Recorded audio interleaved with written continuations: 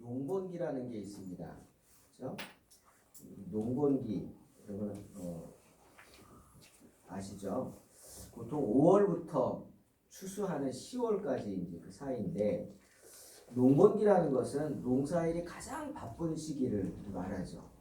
요즘 비닐하우스를 많이 하기 때문에 농번기가 따로 없는 곳도 많다고 합니다. 하지만 이 농번기가 되면요 시골에선 정말 난리도 아닙니다. 학교도 방학을 합니다. 너무 바쁜 시기니까 어린아이의 손도 귀한 거예요. 그 손도 보태라는 거죠.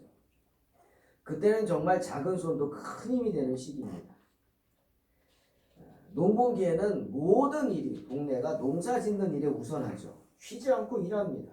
밭 갈고 씨 뿌리고 모 심고 뭐 거름 주고 고추도 그냥 되는 게 아니죠.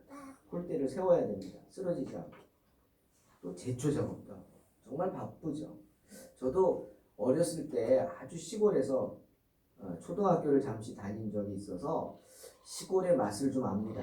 그래서 뭐 선전에서 고향의 맛 하면 뭐 나오죠. 그 고향의 맛 하면 생각나는 게 있습니다. 밑에 집에서 소 죽 끓이는 냄새 이게 아주 너무 좋아서 먹고 싶어서 이렇게 내가 맛본 적도 있어요. 옥수수 막 끓이잖아요. 정말 그게 바쁜 시기가 뭔지 압니다.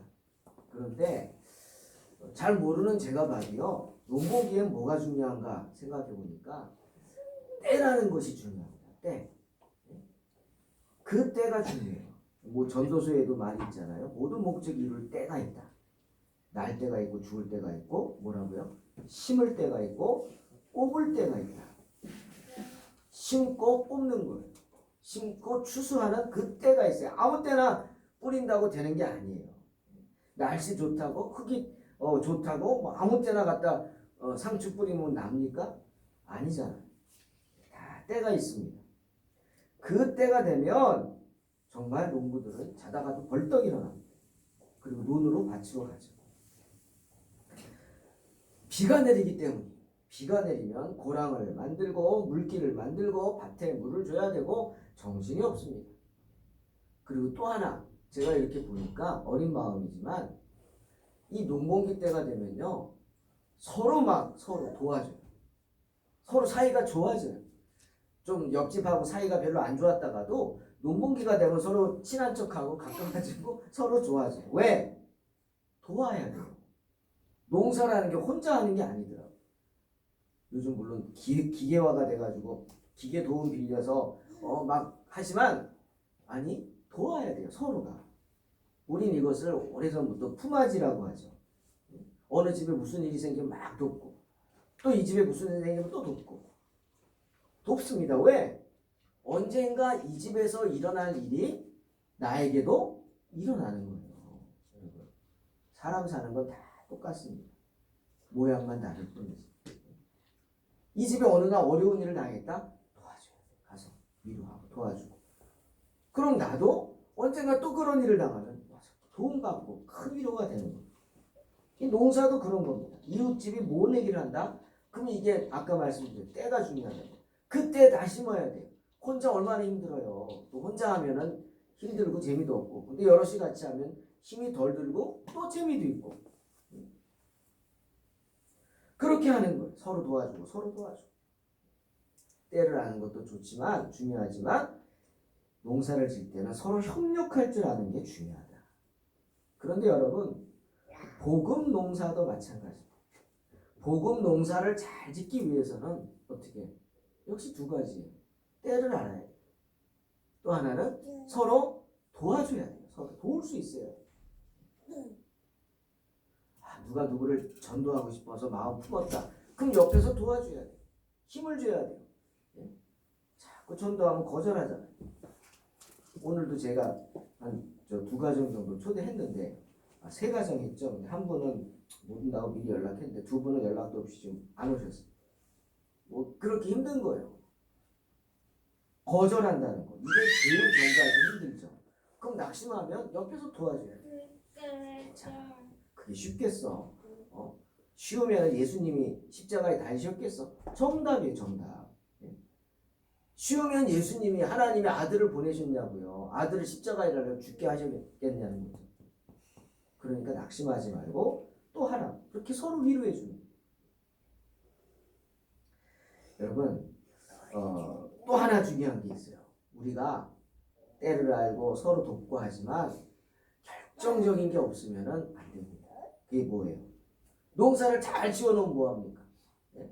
태풍이 오는데 극심한 가뭄이 있는데 네? 사과 다 주렁주렁 내려서 이제 한 이틀이나 3일만 햇볕 잘 받으면 따야지 그러고 있는데 갑자기 태풍이 와가지고 다 떨어뜨리면 그 농사 망하는 거예요. 은혜가 있어요. 하나님의 은혜.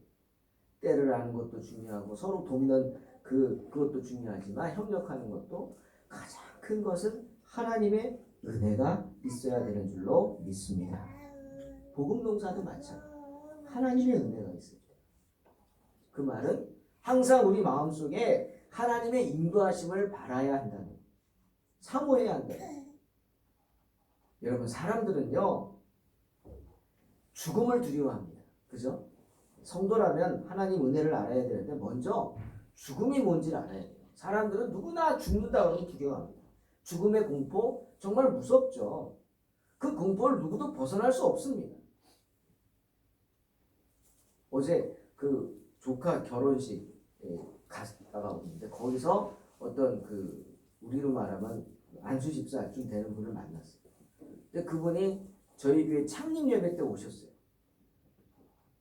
창립 예배 아직도 기억나요. 딱 들어오시더니 먼저 기어오더니 갑자기 막 그러는 거예요. 그러더니 이거 개척교회 맞아? 막 그러시는 거예요. 잘해놨다고. 제가 그래서 아직도 기억해요. 개인적으로는 모르는 분입니다. 근데 어제 뵀어요. 인사를 했어요. 근데 참 세월이 10년이란 세월이 이렇구나. 10년이란 세월. 아주 할아버지가 되셨어요. 아주 할아버지. 그렇구나. 누구도 막을 수 없는 거예요. 여러분 사람은요 이 죽음의 공포가 대단합니다. 그 공포를 누구도 벗어날 수 없어요. 왜? 다 알거든. 누구나 죽는 걸 다 알잖아요. 예외는 없죠.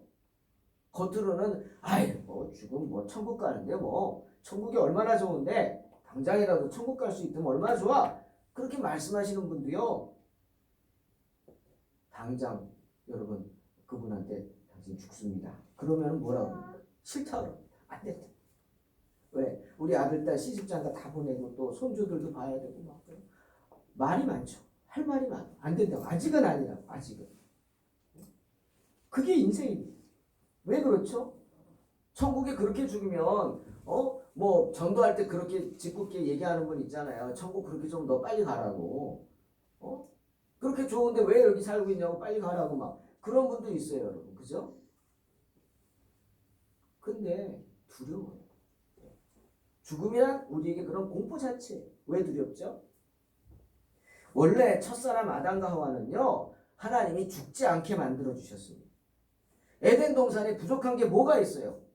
딱 하나 있었어요. 딱 하나. 유일하게 에덴 동산에 없는 것. 그게 뭐죠? 죽음이에요. 죽음. 에덴 동산에 죽음이 없어요. 죽는 게 없단 말이에요. 근데 어느 날 갑자기 아담과 하와가 쫓겨나서 죽게 됩니다. 왜요? 하나님 말씀에 불순종했기 때문에. 뱀의 유혹에 넘어가서 따먹지 말라는 선악과를 따먹었기 때문에. 그 죄에 대한 결과가 바로 인간의 죄에 대한 처벌이 죽음이에요. 죽음이 이 세상에 들어온 겁니다. 여러분 죽음은 자연적인 현상이 아닙니다. 우리는 그냥 사람이 늙으면 자연스럽게 죽지. 아닙니다. 죽음은. 하나님은 우리 죽지 않게 만드셨어요. 근데 우린 죽어야 돼. 왜? 자연적인 게 아니라고요. 그거는 벌이에요. 벌. 하나님이 주신 벌이에요. 죄를 지었기 때문에 받는 벌이란 말이에요. 하나님이 심판하는 표식이라고요. 표식. 때문에 로마서 6장 23절에 뭐라 그랬어요? 죄의 싹은 사망이라 그런 거예요. 사망은 뭐예요? 죄의 싹이에요. 벌이란 말이죠. 그래서 사람은 다 죽게 되는 거예요. 그 아담과 하와의 원죄가 우리에게 유전이 되기 때문이죠. 단 먼저 죽고 나중 죽고 시간의 차이만 있을 뿐이겠죠. 여러분 이런 것은요 하나님의 공의의 표시입니다. 여러분 물은 위에서 아래로 흐르죠. 마찬가지 하나님의 공의는요 도덕적인 속성을 갖고 있어요. 선은 선이고 악은 악이에요. 악이 선이 될 수는 없어요. 선이 악이 될 수 없고요. 악은 어떻게? 없어져야 돼요. 악은 처벌받아야 되는 거예요. 그게 죄예요. 불순종의 행위, 하나님께 도전하는 그런 행위를 하나님은 용서하실 수 없어요. 반드시 처벌해야 되는 거예요. 물이 위에서 아래로 흐르고 있어요. 때문에 하나님은 우리에게 죽음이라는 것을 주셨고 공포를 주시는 거예요. 하지만 사랑과 자비가 많으신 하나님, 우리 고백하듯이 하나님이 당신의 백성들이 그렇게 죽음의 공포에 휩싸인 채 죽도록 놔두시겠습니까? 죽어서 영원한 지옥불에 떨어져서 영원한 고통 가운데 있게 하시겠냐고요? 아니죠. 그래서 주님이 독생자 예수 그리스도를 주신 것입니다. 왜? 하나님께서 우리 죄를 용서하시고 당신의 그 공의를 만족시킬 수 있는 유일한 방법이 뭐예요? 대속이에요. 대속. 내 죄를 남에게 넘겨버리는 거예요. 대신 내 죄를 감당하게, 속하게 하는 거예요. 그런데 우리의 큰 죄를 어떻게 대속을 하겠어요? 양 잡아요? 몇 마리나 잡아야 돼요? 도대체? 소 잡아요? 소는 몇 마리 잡아요? 소 몇 마리 잡으면 여러분의 죄가 해결이 될까요? 생각해 보십시오. 그래서 사탄이 시비 걸지 않겠어요? 암만 그래도. 그래서 주님이 택한 방법이 사탄이 더 이상 분소리하지 못하도록, 죽음의 권세를 가진 사탄이 더 이상 시비 걸지 못하도록 당신의 독생자 예수 그리스도를 대속물로 내놓으신 겁니다. 우리의 죄를 구원하기 위해서, 우리를 이 세상에서 더 이상 고통받지 않게 하기 위해서, 아픈 것도 없고 힘든 것도 없고 속상하고 괴롭고 그런 것도 없는 영원한 기쁨이 있는 영생의 나라 천국으로 인도하기 위해서 독생자 예수 그리스도를 십자가에 내어주신 거예요. 나 때문에 나를 살리시려고 희생자고. 사랑하는 성도 여러분, 그런 하나님의 사랑 앞에 누가 시비를 걸겠습니까? 때문에 성경 말씀하시잖아요. 요한복음 3장 16절. 하나님이 세상을 이처럼 사랑하사 독생자를 주셨어요. 이는 저를 믿는 자마다 멸망치 않고 뭘 얻어요? 영생을 얻게 하네요. 이게 하나님의 말씀입니다. 그뿐입니까? 로마서 8장에서 뭐라고 그랬어요? 누가 우리를 그리스도의 사랑에서 끊으리요? 아무 피조물이라도 우리를 주 예수 그리스도 안에 있는 하나님의 사랑에서 끊을 수 없다. 분명히 말씀하세요. 환난이나 공고나 핍박이나 기근이나 적신이나 위험이나 칼이나 그 어떤 것도 우리를 향한 하나님의 사랑에서 우리를 끊을 수 없다. 왜? 당신의 독생자를 주신 그 사랑, 누가 시비를 걸겠냐는 거죠. 그렇게 구원받은 백성이 바로 저와 여러분입니다. 그 예수께서 십자가를 지고 나 대신 돌아가셨다는 그 대속의 그 은혜를 믿는 믿음, 그 믿음이 있기 때문에 우리는 죽습니다. 하지만 죽음은 맛보겠죠. 죽음을 맛볼 수는 있습니다. 하지만 죽지 않는 것, 영원히 죽지 않고 다시 살게 되는 줄로 믿습니다. 그뿐이 아니에요. 내가 예수 믿으면 사도행전 16장 31절 주 예수를 믿으라. 그리하면 너와 내 집이 구원을 얻는다. 내가 예수 믿음으로 우리 집이 구원받는 거예요. 내가 아는 사람, 내가 살아가는 사람들도 구원받는 거예요. 왜? 내가 가만히 있지 않으니까.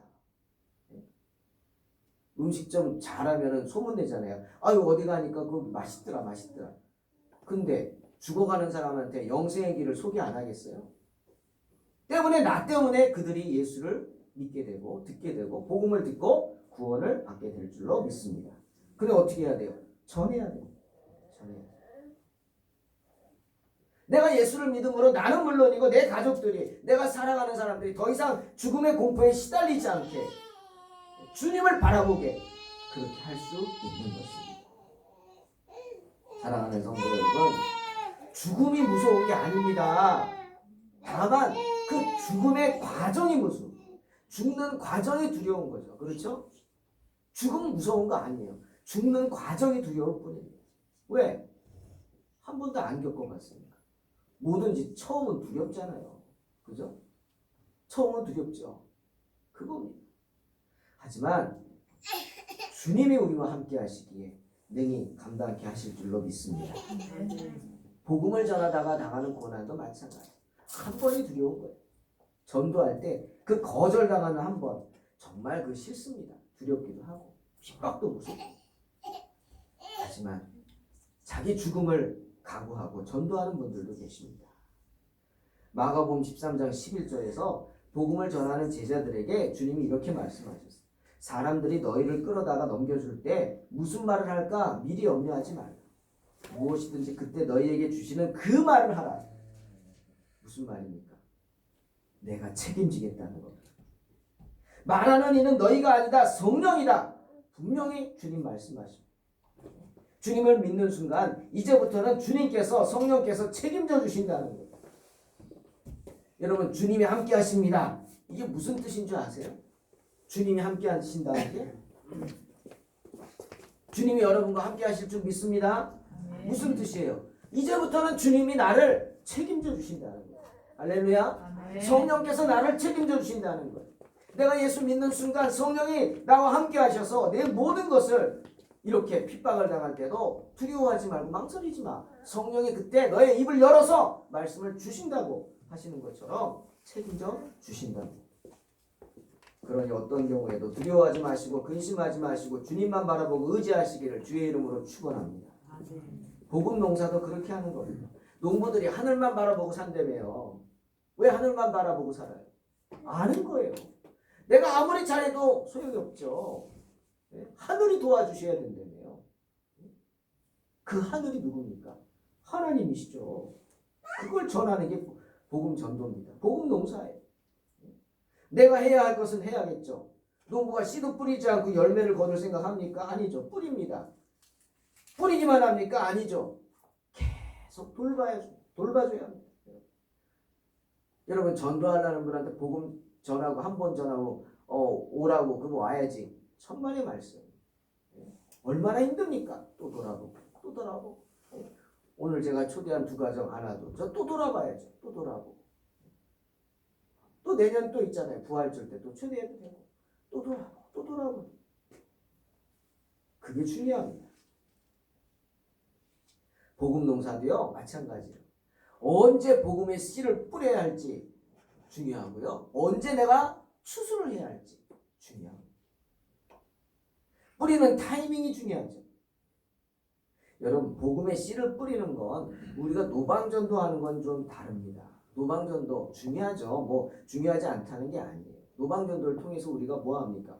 주님을 알리고 교회를 알리죠. 여기 교회 있습니다. 알리는 거예요. 그리고 더 중요한 건 뭐냐면 그렇게 노방전도하는 사람들이 성령의 능력을 받습니다. 전도하면서 능력을 받아요. 할렐루야. 전도하면서 내가 성령의 체험을 한다니까요. 전도한다고 누가 돈을 줍니까? 밥을 사줍니까? 뭐 해줍니까? 아니죠. 내 돈 들여서 하죠. 내가 밥 사줘야 되죠. 내가 희생해야 되죠. 그런데 왜 그렇게 전도를 하냐고. 그렇게 하면서 성령의 은혜, 이 세상 어떤 것으로도 바꿀 수 없는 성령의 은혜를 체험하기 때문에 그 전도하는 것. 하지만 우리가 복음의 씨를 뿌리는 것은 다릅니다. 마가복음 4장에 씨 뿌리는 비유가 나와요. 주님이 거기서 얘기하시죠. 뭐 어떤 것은 길가에 떨어지고 어떤 것은 돌짝밭에 떨어지고 어떤 것은 가시덤불에 떨어지고 어떤 것은 아주 옥토에 떨어지고. 아니 씨를 왜 돌짝밭에 뿌려요? 왜 가시덤불에 뿌리고? 무슨 말인지 잘 모르시죠? 이거 이유는 그래요. 옛날에는 기술도 없으니까 농부들이요 어떻게 씨를 뿌리냐면 나귀에다가 주머니 2개를 이렇게 얹어요. 큰 주머니, 씨 주머니. 그래서 거기다가 밑에다가 구멍을 뚫어놔요. 구멍을 뚫어놓고 뒤에서 어떻게 해요? 나귀 엉덩이를 한 대 쫙 때리는 거예요. 그럼 나귀가 놀래가지고 막 가잖아요.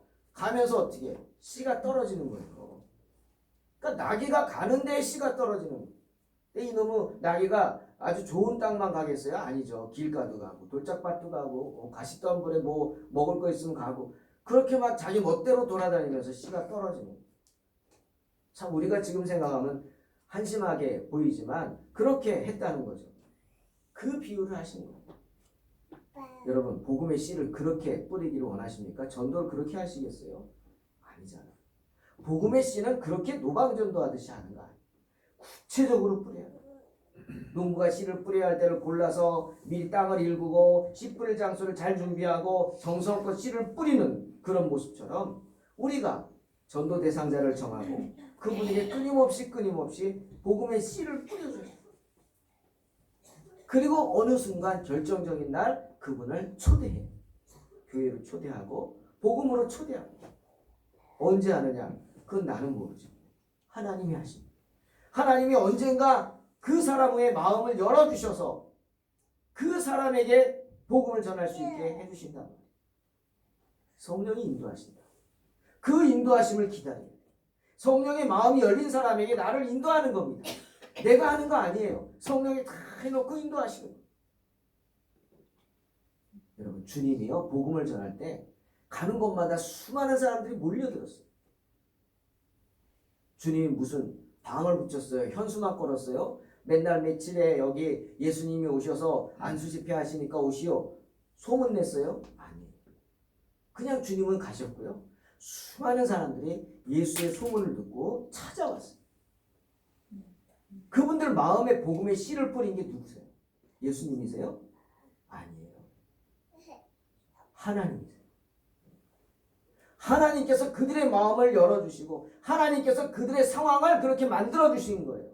참 바라기는 우리가 복음을 듣는 때가 어려운 때가 아니기를 주의 이름으로 축원합니다. 병들어 죽을 때, 사업이 쫄딱 망해가지고 죽고 싶을 때, 이런 때 주님을 찾는 게 아니라 정말 하나님께서 풍성하게 은혜를 주셔서 그 은혜에 감사하는 그때가 복음을 듣는 그런 은혜의 때가 되기를 주의 이름으로 축원합니다. 그런 상황으로 불러주십니다. 갈급함을 갖게 하셔서 그들이 주님 앞에 나오게 하는 거예요. 오늘 수가성의 이 여인, 대표적인 전도의 여인입니다. 이 여인은요, 참 우리 어르신들이 생각하면은 상종을 못할 여자예요. 그렇지 않아요? 권사님. 이 사람 상종하면 안 되잖아요. 이런 여자가 어디 있어요? 자기 마음에 안 든다고 남편을 5번이나 바꿔버려. 이건 정말 세상 사람들이 보면은 아주 그냥 저 제껴놓는 그런 사람, 상종을 하면 안 되는 그런 사람. 그러니 동네 사람들한테 그런 취급을 받으니까 물을 들어오는데 남들 물 길러 오는 시간, 해가 뜨기 전이나 해가 질 때나 이런 좋은 시간에 못 오고 3시, 정오 지나서 3시, 오후 3시 그 뜨거운 때학변 그때 물 들어 나오는 거 아니겠어요? 왜? 사람들 만나는 게 싫어가지고. 정말 한심한 여인이죠. 그만큼 어려운 환경에 사는 사람이에요. 그런데 주님이 그 뜨거운 3시에 여러분 이스라엘에 가보시면 물 기르는 우물가에 나무 한 그루 없어요. 그냥 무슨 광야 같은데 땅 파놓으면 거기서 물이 쇠수해요. 그 오아시스처럼. 그 뜨거운데 그늘 피할 곳도 없는데 제자들 다 마을로 들여보내고 주님이 거기 앉아서 그 땡볕에서 누군가를 기다리고 계셨어요. 누굴 기다렸어요? 이 사마리아 여인을 기다렸어요. 그 사마리아 여인이 물 길러 오니까 예수님이 그 여인에게 물 좀 달라고 말을 걸면서 복음을 전하려고 하시는 거예요. 여러분, 이 여인이 어떤 상태예요? 버림받은 상태, 세상에서. 이 여인의 마음이 어떻겠어요? 세상에서 만족을 못해. 5번 남편 바꿔도 지금 남편 어디 있냐? 없다고. 지금 있는 남편도 내 남편이 아니라고. 주님 그러시잖아요. 왜? 너 만족이 없다고. 내 아픔을 누구와도 나누지 못해요. 괴로워요. 너무나 상처가 많아서 도망만 다니고 싶어요. 하지만 한편으로는 누군가가 도와주기를 바라는. 누가 도와주세요? 주님이 도와주세요. 그렇게 괴로워할 때 주님이 찾아와 주셨고 주님이 만나 주신 거예요. 그 여인의 이야기를 다 들어주시잖아요. 할 말 없으니까 엉뚱한 얘기 하잖아요. 어디서 예배 드려야 되냐고. 왜 거기 그런 얘기가 나와요? 자기 할 말 없으니까 겸연쩍어가지고 엉뚱한 얘기를 하시는 거예요. 그래도 주님은 다 들어주세요. 여기 있다 저기 있다 하지 말고 신령과 진정으로 예배 드려요. 복음을 듣고는 이 여인이 변화가 돼서 얼마나 기쁘면은 물동이를 버려두고 마을로 뛰어갔대요. 사람들 만나는 걸 두려워하는 여인이 마을로 가서 사람들 만나가지고 얘기하는 거예요. 카멘씨 와봐라. 사람들이 놀랬죠. 저 여자가 어떻게 된 거야? 도망만 다니는 여자가 뭔 일이지? 뭔 일이 있대? 누굴 만났대? 뭐라고? 그리고 다 나오잖아요. 다. 이렇게 변화가 됐어요. 기뻐서. 나중에 주님도 제자들이 시장하실까봐 뭐 드실 거 좀 갖고 왔습니다. 그러니까 나는 너희가 알지 못한 먹을 게 있다. 분명 말씀하시잖아요. 이 전도의 기쁨. 사랑하는 성도 여러분, 어디에 씨를 뿌려야 할지를 알아야 합니다. 주님은 아셨어요. 복음의 씨를 어디에 뿌려야 할지 주님은 아셨어요. 왜 그랬을까요? 바로 주님이 그런 아픔을 겪은 삶을 사셨기 때문에. 우리 주님은 목수의 아들로 태어나셨어요. 하나님의 아들이요, 세례 요한처럼 제사장의 아들도 아니에요. 다윗처럼 양들이 많은 부잣집 아들도 아니에요. 목수의 아들이에요. 가난한 목수. 얼마나 가난했냐면 세상에 신생아가 마구간에서 나는 신생아가 어디 있어요? 애기 날 장소를 못 구해가지고 돈이 없으니까 못 구하는 거죠. 그럼 마구간에 가가지고 애를 낳았어요. 그렇게 가난한 가정에 목수의 아들, 천대받는. 그뿐입니까? 그나마 있던 요셉이 일찍 죽어버려요. 홀어머니에 마가복음 6장 3절을 보니까 동생은요, 뭐 요셉과 마리아가 얼마나 자녀를 많이 낳았는지 6명 이상이에요. 마가복음 6장 3절에 보면 예수님의 남동생 이름이 4명이 나와요. 그리고 여동생들이라고 복수로 나와요. 그 말은 2명 이상이라고. 그러니까 예수님 동생이 6명 이상이라고요. 홀어머니의 그 동생들을 누가 먹여 살려요? 예수님 먹여 살려요. 소년 가장이에요. 성경 보니까 예수님도 아비에게 배운 대로 목수의 일을 하셨어요. 목수의 일. 얼마나 사는 게 힘드셨겠습니까? 그렇게 힘들었기 때문에 힘든 사람들의 처지와 형편을 아시는 것 때문에 주님이 누구 만나셨어요? 돈 있는 사람들? 권세 있는 사람들 만나러 다니셨어요? 가난하고 병든 사람들만 찾아다니셨어요. 마태복음 4장에 나오잖아요. 주님 앞에 몰려드는 사람들은 다들 병든 사람들, 각종 병에 걸려 고통당하는 자들, 앓는 자들, 중풍병에 걸려 삶을 포기한 사람들, 귀신 들리고 간질병에 걸려서 수시로 발작을 해서 사람들에게 두려움의 대상이 되는 사람들, 이렇게 세상에서 소외되고 버림받은 사람들이, 그리고 그의 가족들이, 다 잃은 가족들이, 여러분 병자 하나 있어봐요. 그 가족은 아주 파탄이 납니다. 그렇게 어디도 의지할 수 없는, 다 잃어버린, 포기한, 삶을 포기한 그 가족들이 주님을 찾아오고. 세상 사람들은 어떻게 할까요? 다 제껴놓은 사람들이에요. 세상 사람들. 버린 사람들이에요. 하지만 주님은 그들을 버리지 않으셨어요. 추수하셨어요. 다 받아주시고 일일이 그들을 만져주시고, 그들의 육신의 병만 고쳐준 게 아닙니다.